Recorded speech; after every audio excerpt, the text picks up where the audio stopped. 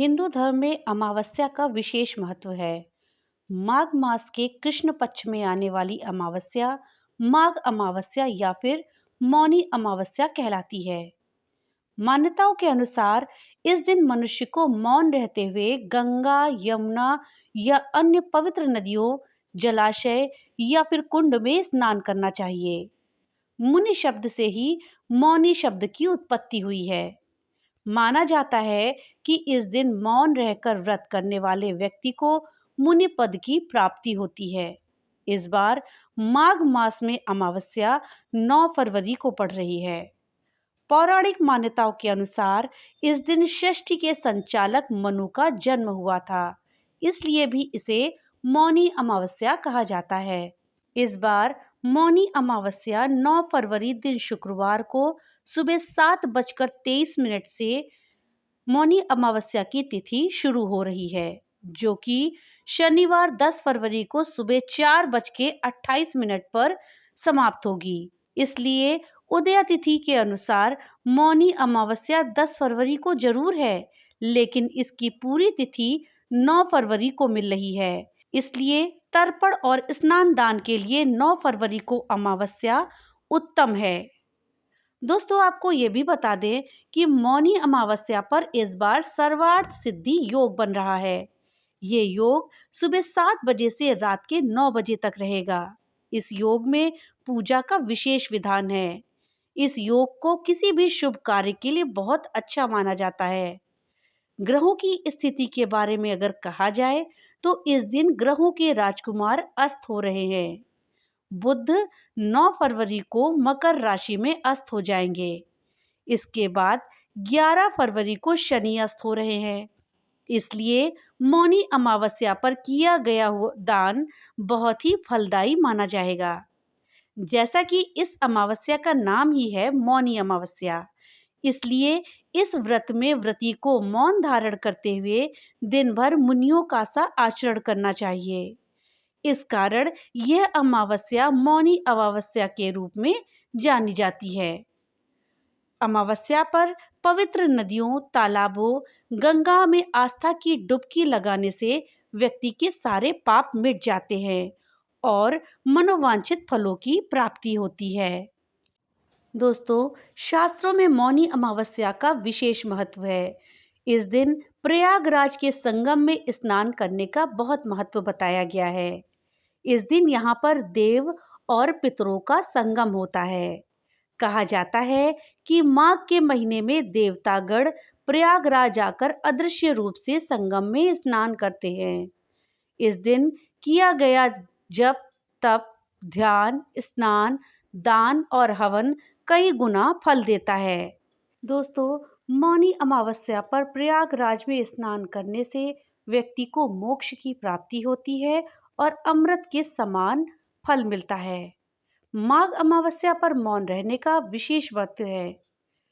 अगर इस दिन मौन रहना संभव ना हो तो भी अपनी वाणी पर नियंत्रण रखना चाहिए और गलती से भी मुंह से कटु वचन नहीं निकालने चाहिए।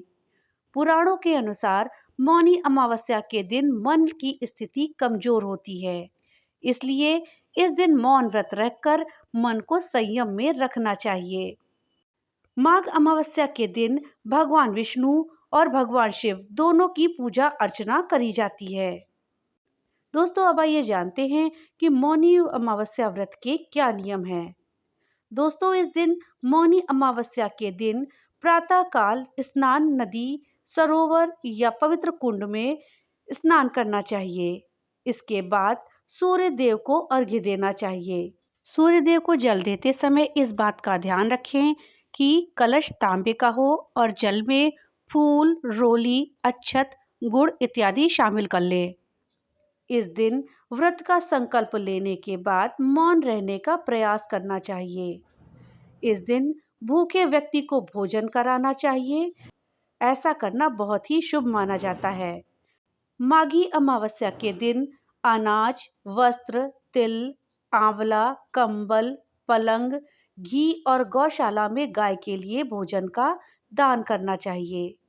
माघ अमावस्या पर पितरों का तर्पण करने से उन्हें मोक्ष की प्राप्ति होती है। इस दिन मन, कर्म और वाणी के जरिए किसी के लिए अशुभ बिल्कुल भी नहीं सोचना चाहिए। दोस्तों, इस दिन हमें तुलसी से जुड़े हुए कुछ उपाय भी करने चाहिए। ऐसा करने से माँ लक्ष्मी प्रसन्न होती हैं। इस दिन आप ब्रह्म मुहूर्त में उठें और स्नान आदि के बाद साफ सुथरे वस्त्र पहने। फिर तुलसी को लाल रंग की चुनरी चढ़ाएं और सुख संपदा की कामना करें। इसके बाद तुलसी को कच्चा दूध अर्पित करें, घी का दीपक जलाएं। ऐसा करने से सुख तथा शांति जीवन में बनी रहेगी और सौभाग्य की प्राप्ति होगी। तुलसी के सामने दीपक जलाने के बाद तुलसी की माला लेकर माँ लक्ष्मी के मंत्र ओम श्रीं ह्रीं श्रीं कमले कमलालये प्रसीद प्रसीद श्रीं ह्रीं श्रीं ओम महालक्ष्मी नमः मंत्र का जाप करें। दोस्तों, उसके बाद पीले रंग का धागा लें और उसमें 108 गांठें लगाएं। फिर इस धागे को तुलसी में बांधकर पौधे की परिक्रमा करें और माता लक्ष्मी की वंदना करें। इसके पश्चात तुलसी दल या तुलसी के पत्ते लेकर भगवान विष्णु को अर्पित करें और अगर आपको तुलसी की जड़ मिल जाए तो उसे घर के मुख्य दरवाजे पर बांध दें। दोस्तों, मौनी अमावस्या पर इन उपायों को अगर आप करें तो आपके घर में माँ लक्ष्मी का वास होगा और धन के भंडार कभी भी खाली नहीं रहेंगे। दोस्तों, मौनी अमावस्या के दिन पूजा अर्चना के साथ साथ आपको कथा भी अवश्य पढ़नी चाहिए। तो दोस्तों, चलिए जानते हैं कि मौनी अमावस्या की क्या है पौराणिक कथा। पुराणों के अनुसार कांचीपुरी में एक ब्राह्मण रहता था। उसका नाम देव स्वामी तथा उसकी पत्नी का नाम धनवती था। उनके 7 पुत्र और एक पुत्री थी। पुत्री का नाम गुणवती था। ब्राह्मण ने 7 पुत्रों को विवाह करके बेटी के लिए वर खोजने अपने सबसे बड़े पुत्र को भेजा। उसी दौरान किसी पंडित ने पुत्री की जन्म कुंडली देखी और बताया, सप्तपति होते होते यह कन्या विधवा हो जाएगी। तब उस ब्राह्मण ने पंडित से पूछा, पुत्री के इस वैधव्य दोष का निवारण कैसे होगा? पंडित ने कहा, सोमा का पूजन करने से वैधव्य दोष दूर होगा। फिर सोमा का परिचय देते हुए उन्होंने बताया, वह एक धोबिन है। उसका निवास स्थान सिंघल द्वीप है। उसे जैसे तैसे प्रसन्न करो और गुणवती के विवाह से पूर्व उसे यहाँ बुला लो। तब देव स्वामी का सबसे छोटा लड़का बहन को अपने साथ लेकर सिंघल द्वीप जाने के लिए सागर तट पर चला गया। सागर पार करने की चिंता में दोनों एक वृक्ष की छाया में बैठ गए। उस पेड़ पर एक घोंसले में गिद्ध का परिवार रहता था।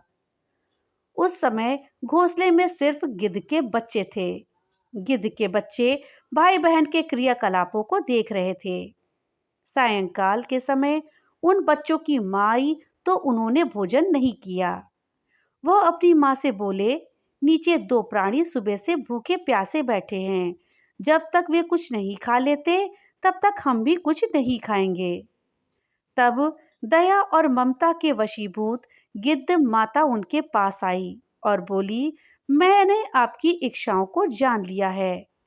इस वन में जो भी फल फूल कंदमूल मिलेगा मैं ले आती हूँ। आप भोजन कर लीजिए। मैं प्रातः आपको सागर पार कराकर सिंघल द्वीप की सीमा के पास पहुंचा दूंगी। और वे दोनों भाई बहन माता की सहायता से सोमा के यहाँ जा पहुंचे। वे नित्य प्रातः उठकर सोमा का घर झाड़कर लीप देते थे। एक दिन सोमा ने अपनी बहुओं से पूछा, हमारे घर कौन बुहारता है, कौन लीपता पोतता है? सबने कहा, हमारे सिवाय और कौन बाहर से इस काम को करने के लिए आएगा? किंतु सोमा को उनकी बातों पर विश्वास नहीं हुआ। एक दिन उसने रहस्य जानना चाहा। वो सारी रात जागी और सब कुछ प्रत्यक्ष देखकर जान गई। सोमा का उन भाई बहन से वार्तालाप हुआ। भाई ने सोमा को बहन संबंधी सारी बातें बता दी। सोमा ने उनकी श्रम साधना तथा सेवा से प्रसन्न होकर उचित समय पर उनके घर पहुंचने का वचन देकर कन्या के वैधव्य दोष निवारण का आश्वासन दे दिया। मगर भाई ने उससे अपने साथ चलने का आग्रह किया। आग्रह करने पर सोमा उनके साथ चल दी। चलते समय सोमा ने बहुओं से कहा, मेरी अनुपस्थिति में यदि किसी का देहांत हो जाए तो उसके शरीर को नष्ट मत करना, मेरा इंतजार करना। और फिर सोमा भाई बहन के साथ कांचीपुरी पहुंच गई। दूसरे दिन गुणवती के विवाह का कार्यक्रम तय हो गया। सप्तपदी होते ही उसका पति मर गया। सोमा ने तुरंत अपने संचित पुण्यों का फल गुणवती को प्रदान कर दिया। तुरंत ही उसका पति जीवित हो उठा।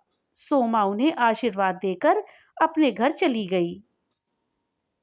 उधर गुणवती को पुण्य फल देने से सोमा के पुत्र, जमाता तथा पति की मृत्यु हो गई। सोमा ने पुण्य फल संचित करने के लिए मार्ग में पीपल वृक्ष की छाया में विष्णु जी का पूजन करके 108 परिक्रमाएं की। इसके पूर्ण होने पर उसके परिवार के मृतक जन जीवित हो उठे। निष्काम भाव से सेवा का फल मधुर होता है। इस व्रत का यही लक्ष्य है। दोस्तों, धर्म अर्थ प्राचीन ग्रंथों में भगवान नारायण को पाने का सुगम मार्ग माघ मास के पुण्य स्नान को बताया गया है। विशेष करके मौनी अमावस्या के दिन किया गया स्नान का विशेष महत्व होता है। दोस्तों, इस दिन हमें कुछ ऐसे कार्य हैं जो अवश्य करने चाहिए। उन कार्यों को करने से हमें मोक्ष की प्राप्ति होती है, साथ ही हमें व्रत का पूरा फल भी प्राप्त होता है और हमारे जीवन में सुख और शांति आती है। दोस्तों, अब आइए जानते हैं कि इस दिन हमें क्या-क्या करना चाहिए। माघ मास में पवित्र नदियों में स्नान करने से एक विशेष प्रकार की ऊर्जा प्राप्त होती है। इसलिए इस दिन आपको पवित्र नदियों में स्नान अवश्य करना चाहिए। अमावस्या के दिन जप, तप, ध्यान, पूजन करने से विशेष धर्म लाभ प्राप्त होता है। इसलिए इस दिन जप, तप और ध्यान पूजन अवश्य करें। विष्णु भगवान और शिव भगवान का पूजन इस दिन अवश्य करें। दोस्तों, मौनी अमावस्या के दिन मौन रहकर आचरण तथा स्नान दान करने का विशेष महत्व है।